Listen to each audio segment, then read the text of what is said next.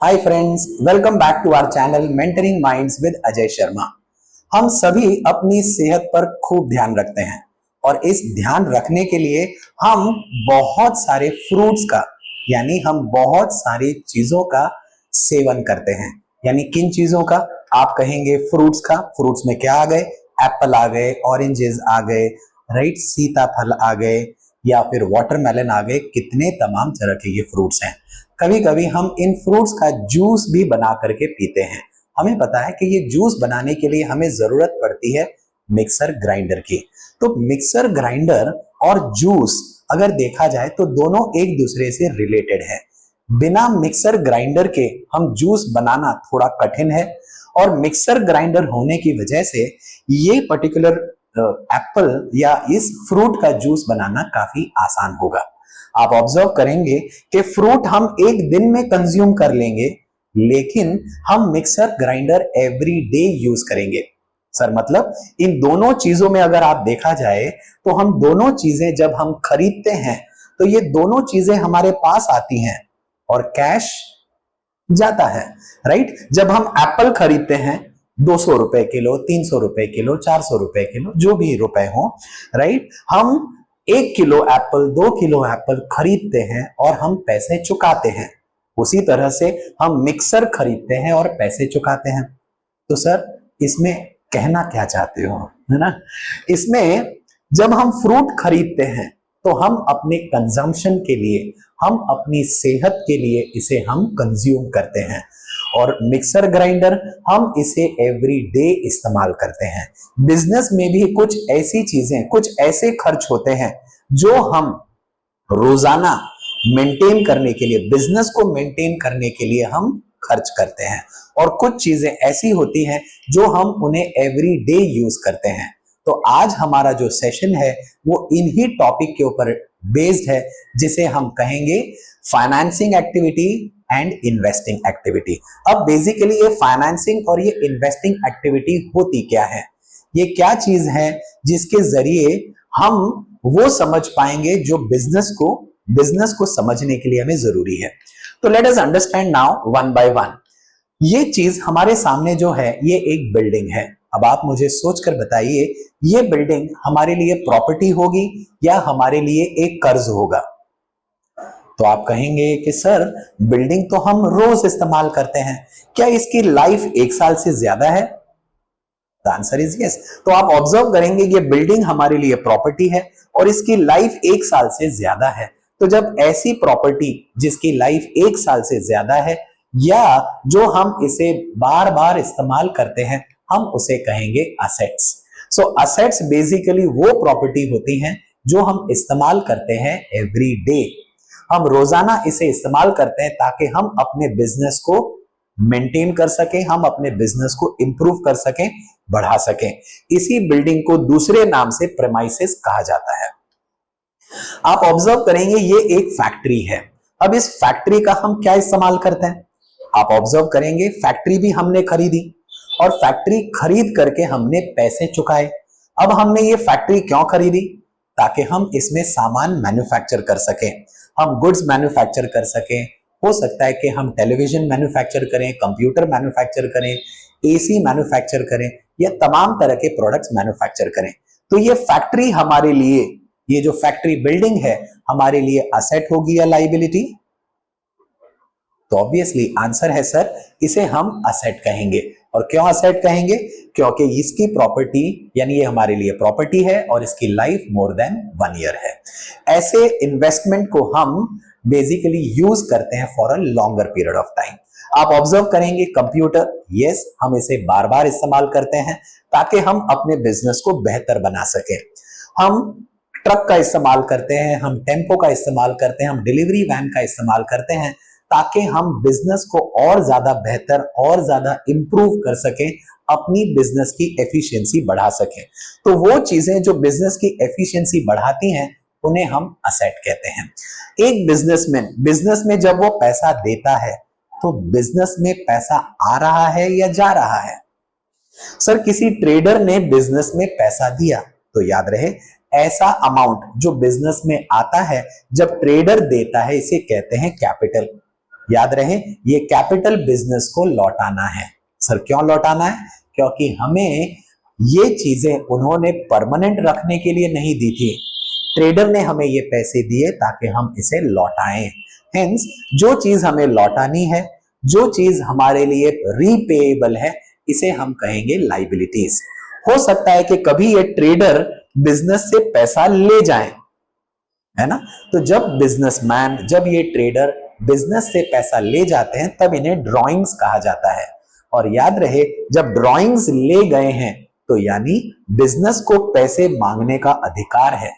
तो जो चीज आपके अधिकार क्षेत्र में आती है, जो चीज आपके प्रॉपर्टी में आती है, उसे हम असेट कहते हैं। So remember capital is a liability while drawings is our asset. Now आप ऑब्जर्व करेंगे फैक्ट्री में या कहीं पर हम इस तरह से प्रोडक्ट्स का यानी चीजों का इस्तेमाल करते हैं। इन्हें टूल्स कहा जाता है। क्यों लूज टूल्स कहा जाता है? क्योंकि हम इसे कहीं भी फैक्ट्री में कभी भी इस्तेमाल कर सकते हैं। अगेन हम इन्हें इस्तेमाल करते हैं ताकि हम काम बेहतर कर सके। हेंस ये हमारे लिए हो गए असेट।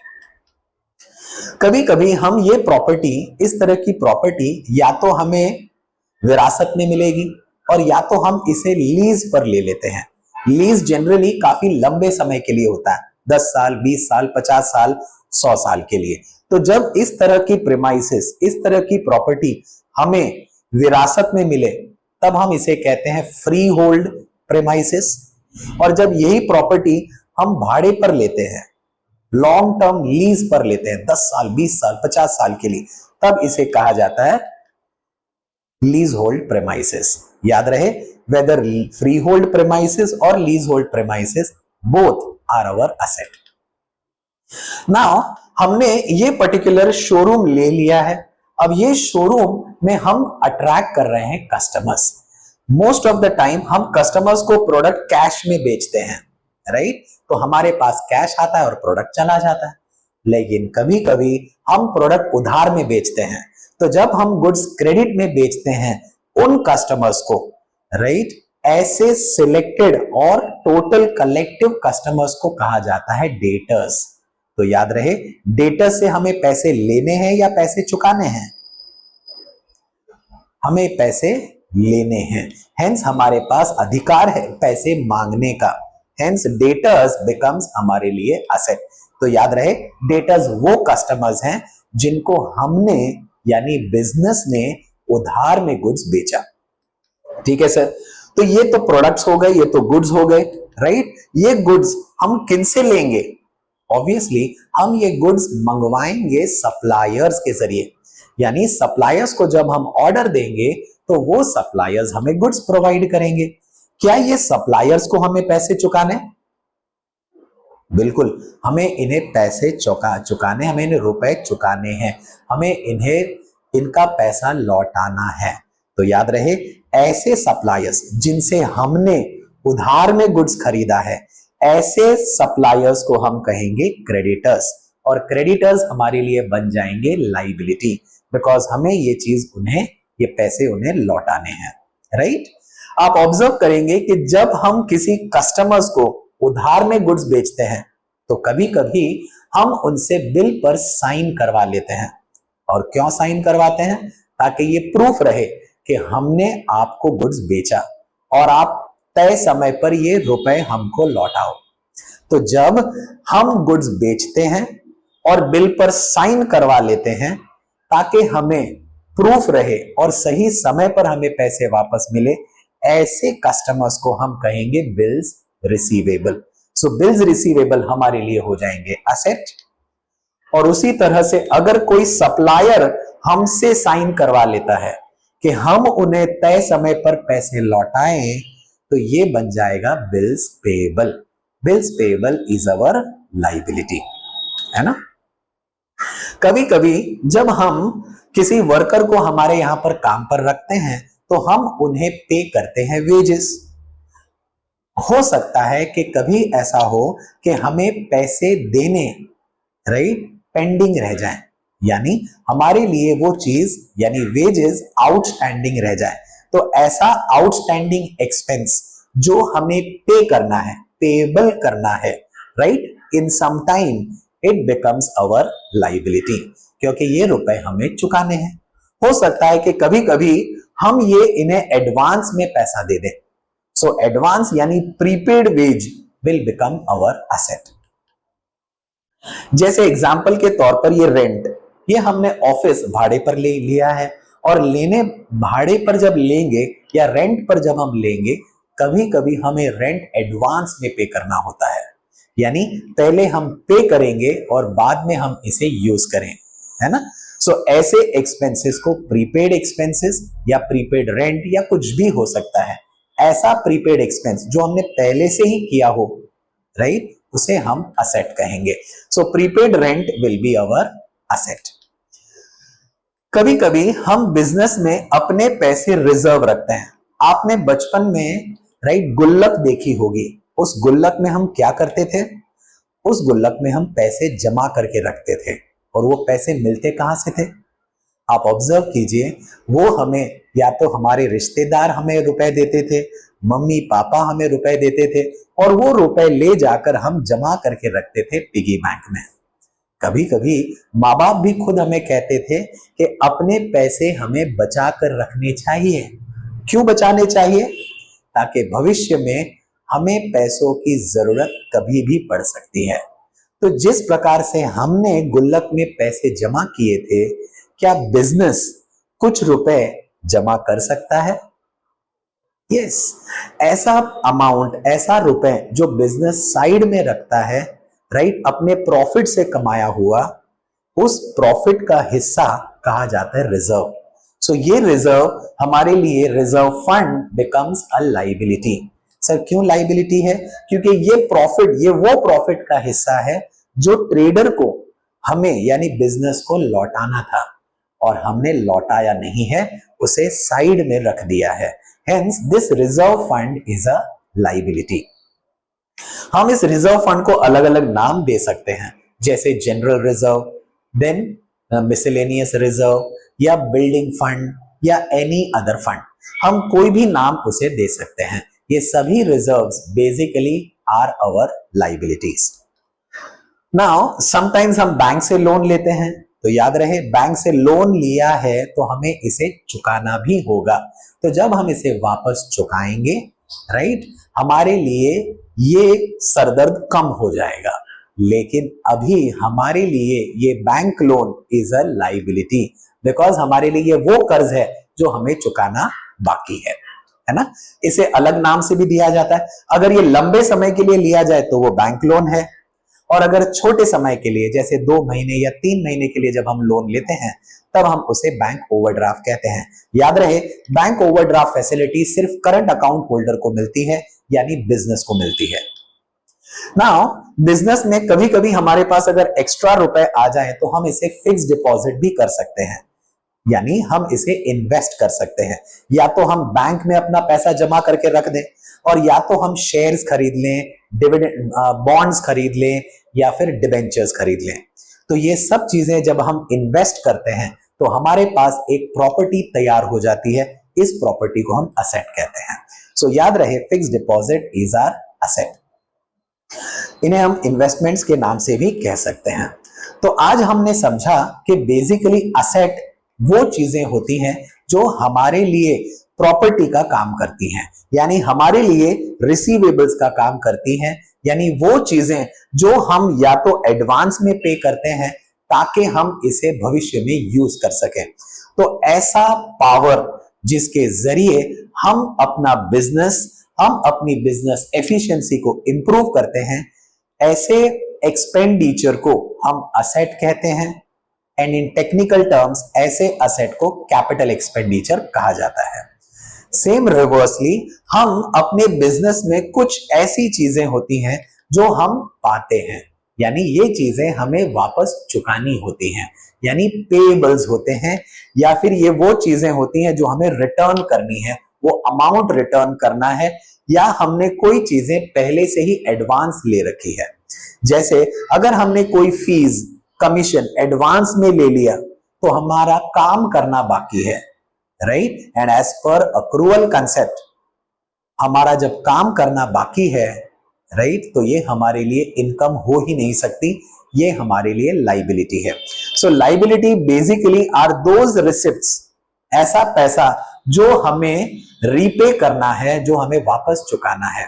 याद रहे, ये ऐसे इनकम्स होते हैं, ये ऐसा पैसा होता है जो कभी कभी हमारे बिजनेस में आता है।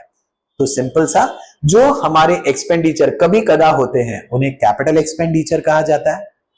एंड वो रिसीट्स जो कभी कभी बिजनेस में होती है, जैसे एग्जांपल के तौर पे कैपिटल, रोज रोज बिजनेसमैन, रोज रोज ट्रेडर बिजनेस में पैसे इन्वेस्ट नहीं करता, है ना?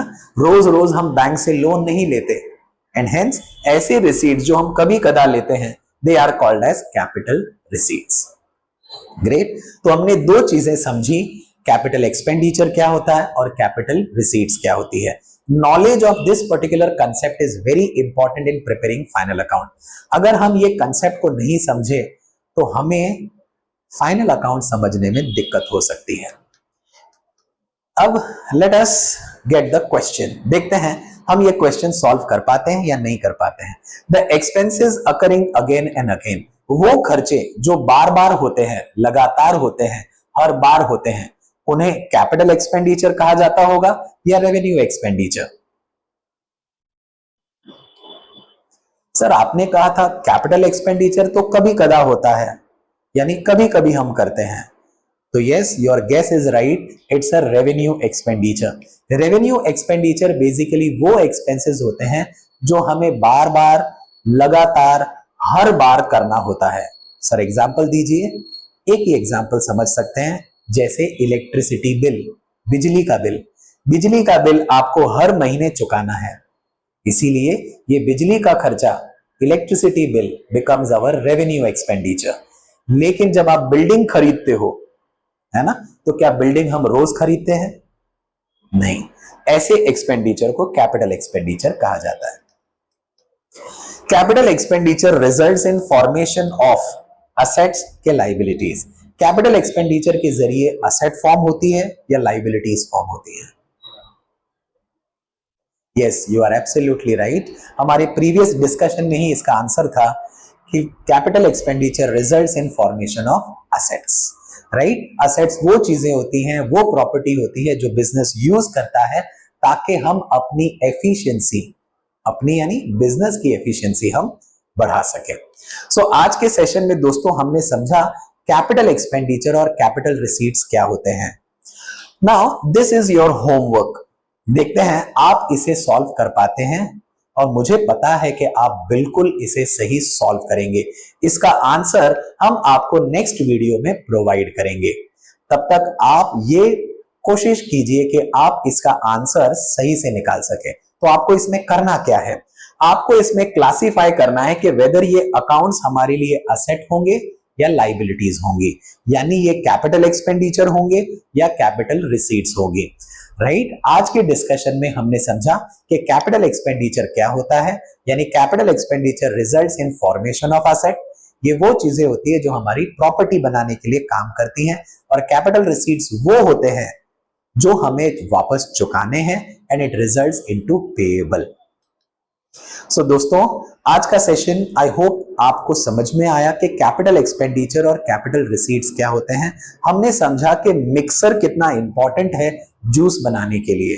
तो जिस प्रकार से मिक्सर हमें मदद करता है, राइट, बेहतरीन juice, right, fruit juice provide करने के लिए, उसी तरह से बिजनेस को इंप्रूव करने के लिए हमें कैपिटल एक्सपेंडिचर की जरूरत पड़ती है, हमें कैपिटल रिसीट्स की जरूरत पड़ती है। और ये दोनों ही चीजें हमारे लिए दो कंधे के बराबर होती हैं, और इन कंधों को हमें बैलेंस करना होता है। इसीलिए कैपिटल एक्सपेंडिचर और capital receipts are recorded in balance sheet. तो दोस्तों, आपको आज का सेशन अच्छा लगे तो आप बिल्कुल इसे शेयर कीजिएगा, अपने दोस्तों को जरूर बताइएगा। तब तक के लिए keep learning, keep growing, keep watching mentoring minds.